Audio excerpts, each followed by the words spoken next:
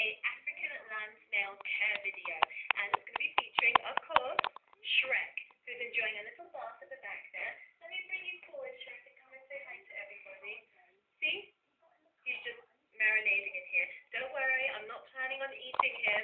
Some people do eat African land snails, but I'm not going to eat him. This video has been really highly requested, so I really hope that you enjoy it. If you haven't already, remember to hit that subscribe button down below, become part of the Creature Crew, and also hit that notification bell so you can keep up to date with all of my different videos. For the sake of argument, I do understand that snails are hermaphrodites. They have both male and female reproductive organs, but I just like to call Shrek a he. So, for the sake of argument, he is a he for today. Did I just assume his gender? And really quickly, I'd like to thank Fran from the Etsy shop Search Please for sending me this gorgeous little Shrek snail necklace. It's handmade, it's her own design. Definitely check in my description box below. I'll have a link to her Etsy shop and her Instagram, which is @TheBird Nice. African land snails. Now, first of all, as a disclaimer, I should say that African land snails are illegal in several different countries, with the United States being one of them. If you live within the United States, I'm sorry, but because they are invasive in Florida and they have done a lot of damage already, they are illegal.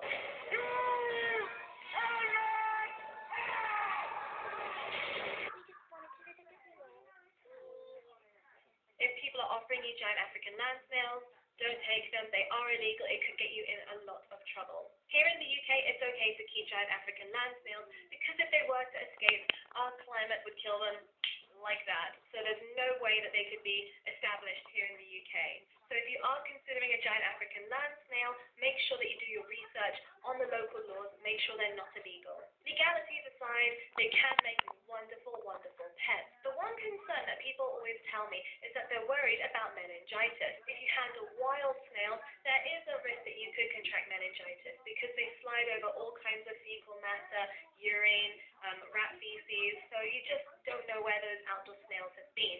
The ones that are bred in captivity, they're much, much cleaner. So if you do plan on handling any snails or you handle snails outside, it's really important to wash your hands very well with soap and water after handling them. When it comes to handling snails, you should try to avoid touching their skin because our hands, when they're not wet, can hurt their special skin. If you're moving your snails quickly so that you can clean their enclosure, just gently pick them up by their shell. If you're picking them up to handle them for a prolonged period of time, I would suggest washing a piece of food such as lettuce so that you can safely hold your snail and ensure that you're not hurting their skin.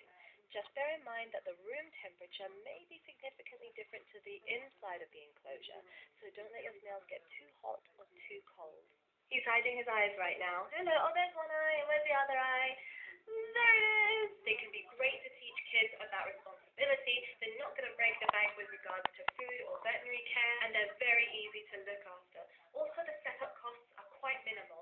So, let's get started. The first thing you're going to need before bringing home your snail is an enclosure. So, let's go take a look at mine. When it comes to enclosures, a lot of the time it really is up to you to decide what kind of style you want. So, over here, this kind of tank, it's sort of like a converted aquarium, and I find this works really well. So, looking at this snail setup, you'll be able to see that it does have a lid, and this is really important that you do have a secure lid because they are escape artists, and if they can get out, they will. So I'm just going to open this for the moment, but it is a nice secure lid. It's even got the sides so they can't get out the top. You'll see on the side here that I have a heat mat controlled by a thermostat as well as a thermometer so I can tell what's going on inside the tank with the humidity and the temperature. Coming back inside the enclosure, on the inside I have these sensors, and these sensors, by being placed right here next to the heat source, give me an accurate reading on the outside as to the temperature. My African land snails tend to do best at about 27 degrees Celsius. At nighttime, I lower that down to 20 degrees Celsius. When it comes to decor, it's really up to you how far you want to go. So on the side here, I have a little bit of foliage. This is fake. And I've got some bark here, a different texture, and they have some food over here in the corner. This food over here is some lettuce which I got from Marks and Spencer, and I always pick off the external leaves because those are the ones that are most likely to have any pesticides, although I'm very careful that I go for organic. Even though I go for organic, I still thoroughly wash the lettuce before I put it in the enclosure, just so I can remove any pesticides that may have found its way onto the food. Also extremely important, you're going to need cuttlefish. Lots lots of cuttlefish. You can buy cuttlefish from almost any pet store, especially where there are bird seeds, because birds often are given cuttlefish as a source of calcium. With snails, they're constantly having to replenish their calcium source because they like to look after their shell. This snail over here has a very worn shell because Shrek is a rescue snail. He'd been living in a cardboard box with lots of other snails who were abandoned, and the other snails had started rasping away on his shell. That's why he's got such a damaged shell. Delilah, on the other hand, has a very nice shell, and hers is not damaged at all because she was bred by myself in captivity. So that's why her shell's really nice. Shrek has managed to heal. When Shrek first came to me, this was where his old shell was, and all this shiny new shell down here has been the last couple of months of regrowth. So Shrek's actually been doing really, really well. Just going to pop him down there. Have a water bowl available at all times. Terrestrial or land-dwelling snails can drown if the water is too deep. So if you're worried about drowning your snails, place some clean stones in the water dish to give something for the smaller snails to grip onto. The substrate that I'm using is coconut fiber, which I believe is really the best for snails. And the way that you want to have it is that it's nice and firm when you actually roll it into a ball, but that it also crumbles as well. So you don't want it to be wet. You want it to hold a form if you make it into a ball, but not be solid. You definitely don't want to have wet soil. You'll notice as well that I've got a very generous amount of substrate because snails really enjoy burying themselves. They often do that during the daytime, and also if they get a bit cold, they'll bury themselves into the soil. If you keep reptiles, you'll be quite used to putting heat mats underneath enclosures, but that's not the case with snails. So let me turn you around. You'll notice the heat mat is on the outside of the enclosure, on the side, and not underneath. The reason why is because if you put a heat mat underneath the enclosure, it can really dry out the substrate, and then you don't get this sort of nice texture that I have going on over here, which is very easy and very cozy for the snails to burrow down into. So if you don't live in a warm environment and you need a heat mat, definitely put a heat mat on the side of the enclosure. You know, you can run it along the back or along the front. Just put it on the outside, not underneath the enclosure. I also definitely recommend a thermostat. I know it's really weird. I know it looks as though it's blinking on the camera. That's really strange to see that, but in reality, the lights are both completely still. So I don't know why it's really flashing like that. That's really weird. If I look over the top of my camera, it just looks like one solid steady light. They're not flashing at all, so don't worry, it's not malfunctioning or anything. This just looks deceptive on camera. So a thermostat is really important because if you're going to use any heat source, like the heat mat that I have on the side here, then you want to make sure that it's controlled. Also, thermostats are really important because it will protect your snails from overheating or getting too cold. And this is going to be one of your most important tools when it comes to looking, and that's a squirt bottle. So I quite like to squirt on my snails twice a day. So let me just pop that all inside. I quite like to drench them. There we go. And snails love, love, love to be sprayed. Just make sure, of course, that the water's not too hot and not too cold. So room temperature would be the best.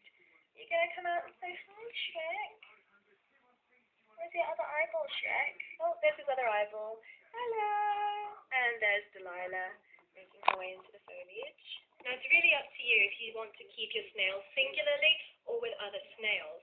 So I actually have two different species of land snail in here, and the likelihood is that they're not going to breed together. So just be aware, if you are going to keep snails of the same species together, the likelihood is that they're going to produce a lot of babies. You can end up with between 100 to 600 within your first year, sometimes more if you've got multiple snails. So you want to be very sure of whether or not you want to keep them together. Now, the positive of keeping snails together is they do like to follow each other around the tank. I know that sounds strange to people, but they do tend to enjoy other snails' company. So keeping them together is fantastic fun when you see them zooming all around the inside of their enclosure at night time or early in the morning. And Shrek does that as well. He's very lethargic right now, but they do all zoom around.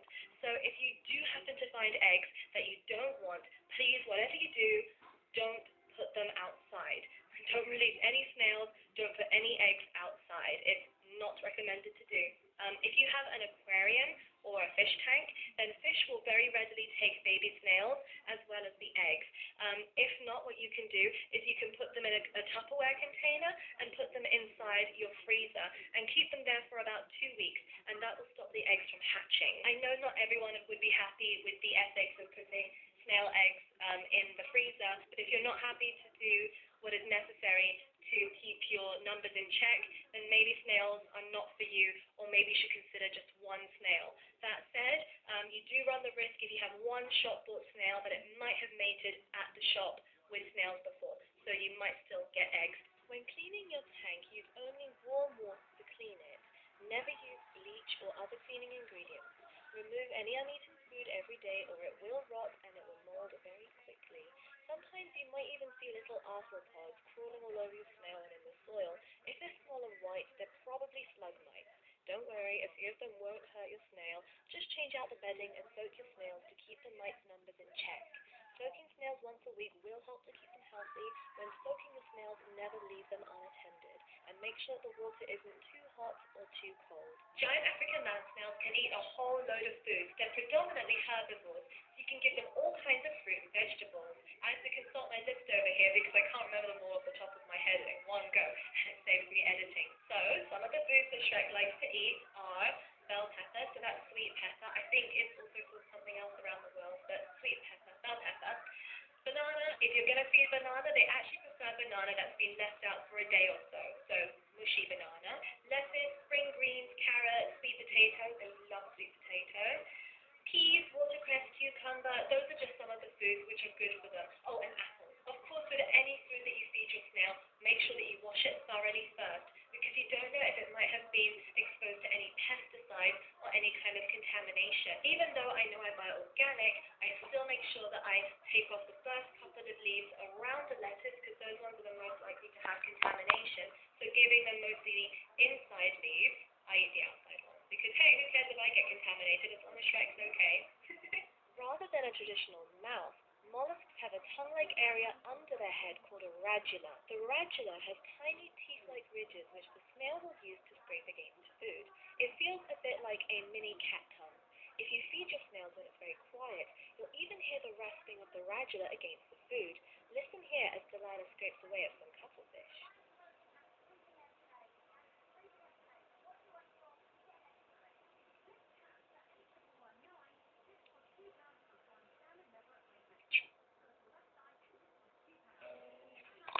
Stay away from citrus because they don't seem to like citrus at all.